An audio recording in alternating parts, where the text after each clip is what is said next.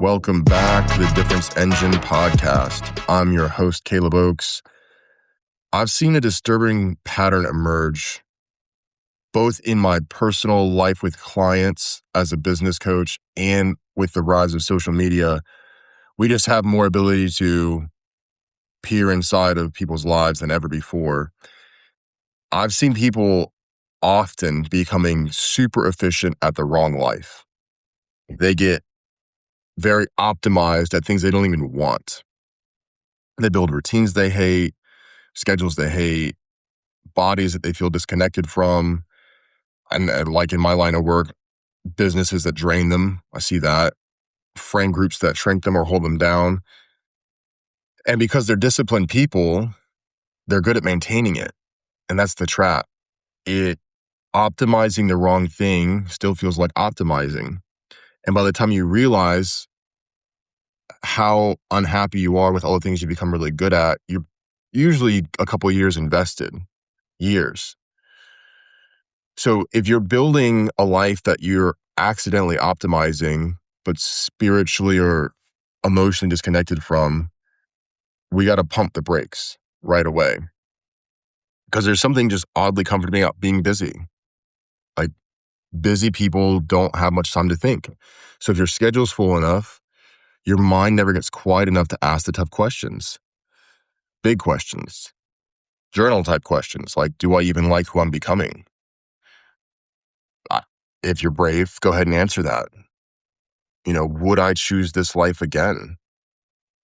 Almost always, and I've done this plenty in my life, we make a choice based on limited information up front. It's, an hour of research, 5 days of research, whatever the case is. Like, think back to if you went to college, what your college prep time was for why you made the decision to go to that school. And then you spent 4 years or 2 years or 6 years of your life there. At one point where you're like, would I have chosen this again? Was there a better option out there? Or 10 years removed now, would I have chosen something different? And asking questions like, am I building something meaningful that I really care about the mission of? Is my business accomplishing something that I really want to exist in this world? Or am I just surviving? Am I just getting a paycheck from myself? And that's uncomfortable to ask. So people just optimize instead. We do morning routines, getting our inbox down to zero, managing all of our supplements, cold plunge, all kinds of fun productivity systems, color coding our calendars. There's nothing inherently wrong with those things. I'm not anti-discipline. We need discipline. Discipline is a multiplier. But if you're in the wrong direction, you're multiplying the wrong direction. And discipline feels twice as hard headed in the wrong direction.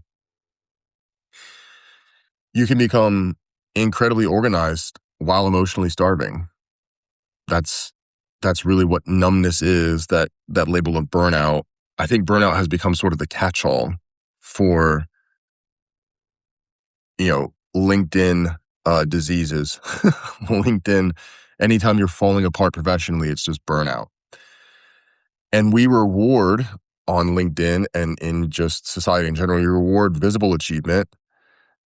And people will often praise you while you just disappear. You feel the accolades on the outside, but the horrifying trait is on the inside. You are disconnected, uncertain. It's okay to fight through doubt in certain seasons of life or to go through periods of hard self-reflection. But if you are chronically growing into something that feels further and further from what you really wanted, it's definitely time to examine that. Because the alternative is to become a machine, not like an evil machine or a cold machine, just so patterned that you're unrecognizable to yourself. After enough repetitions, it's just dull, and dullness doesn't trigger any alarms. You can notice when someone's suffering intensely. You can notice crises or emotional breakdown or a hard period someone's going through in life with a breakup or a tough period in business. But it's tougher. It's not as noticeable as see someone slowly fading. No dramatic collapse, just fewer moments of laughter, less curiosity, less passion for life.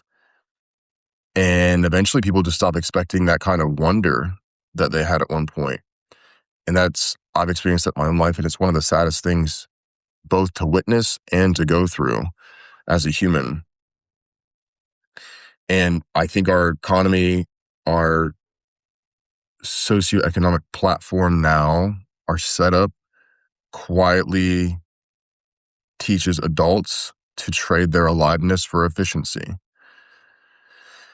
So we stop creating life, we just maintain the one we have. And sometimes the wrong life actually rewards you. That's what makes it so confusing. You make more money and people respect you and you gain status, maybe even influence. And that might align to one thing that piques your interest, but you have to do 90% of the things that you hate and that kill you internally to get it. And that is misaligned by definition. And a lot of people ignore that feeling because they think gratitude means never questioning your direction. They think gratitude means never looking a gift horse in the mouth, never questioning, yes, I have this, but what does it mean? And you can make yourself super unhappy by overthinking this way too. The giveaway is if it keeps cropping up, if you get yourself alone and quiet just a little bit, stop scrolling so much, you can start to hear this stuff cropping up enough times. The repetitive thoughts are the contents of a human being. And if your repetitive thoughts are, what am I even doing? And who am I? Because I don't recognize myself. That's your warning signal, but you got to be quiet to hear it. And it feels dangerous to change, just so you know. If you do ask those questions and you do find that you're optimizing for a life that you don't want, then your brain is almost guaranteed going to start going, well, how could I, or what if I don't think that I could rock the boat. That is almost guaranteed what's going to happen because you've been protecting a status quo. So the flag you're looking for, the button you need to see glowing on the dashboard is aliveness. Not cheap dopamine, not looking forward to your vacation in 3 months, not distraction, actual aliveness, where you can lose track of time, where your energy expands, where you feel like yourself after just finishing whatever passionate thing you were doing, whatever hobby or medium of expression you were doing. We have so far strayed from our internal landscape of our spirit and our soul in exchange for logic that this sounds foreign to most people. It could be art, it could be teaching, mentoring, it could be the outdoors, it could be your children, it could be problem solving. It could be problem solving that's unrelated to making any money. Specifics are pretty irrelevant. It really should not relate to producing anything though, making anything, especially for monetary gain. If what you do for your livelihood for 10 hours a day for monetary gain, if you trick yourself into believing I will cultivate this skill or hobby for another hour and a half a day, that has nothing to do with that has a lot to do with my business, but this is my passion project. That's pretty rare, actually.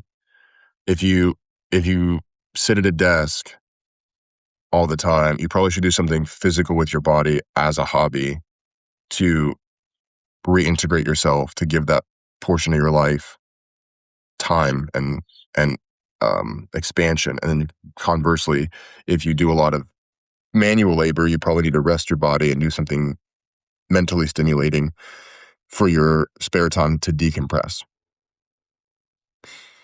So instead of asking the question, like we're always asking, how do I become more productive? Maybe change it to, what kind of life am I being productive for? With clients, one of the first things I go through is destination mastery. Do you have a 100-year goal for your business? Not that you'll ever achieve it, but it needs to be a North Star of the mission you're accomplishing, because most business owners open the business work really hard and their kids don't want it and they shut down the doors after being 30, 40 years in business. They shut doors and that's the end of it because they never had anything larger pulling them and no one could pick up the mantle because they didn't have a vision for what they were accomplishing. It's a very different conversation to ask, like, what kind of life am I being productive for? If you lack power right now in your work, it's because you also lack alignment. I think people are starving for alignment. Not because they're lazy or weak. That has nothing to do with it. If you are exercising and your joints are out of alignment when you complete a lift or when if you run out of alignment, that's what rolling your ankle is. Your joints are not in alignment. So working, which is a spiritual expression of who you are, working with your spirit, your emotions out of alignment is going to hurt. It's going to cause injury. You're going to dislocate your emotions. And this doesn't have to be gigantic, right? Maybe it's something small. Maybe it's just making time for creativity again or being more honest. If you are squashing yourself down, if you are making all the room for coworkers or your team, your staff, business partners, if you're always squashing yourself, your personality is suffering. I can guarantee it. Just whatever you do, I just implore you, don't ignore the signal forever. It may be hard to face this. It may take some time to thaw out the emotions, but don't ignore the signal. If you spend enough time ignoring it, you'll eventually just stop hearing it. I mean, that's what the busyness does, is it covers it up. So be introspective. I know as a business owner, it's hard. It's difficult to set the time aside away from the busy tasks, the urgency, and just go, what is this for? And do I need to pivot? Do I need to reallocate? Do I need to adjust? Because without that, we're really just running on a hamster wheel that we own. It's our own LLC. It's our own S-Corp we stamped our name on that produces a paycheck for us. But as far as I'm concerned, what I've seen with entrepreneurs is they got into business because they have a higher, tolerance for risk. They crave intensity, adventure. They crave self-expression, being the captain of their own fate.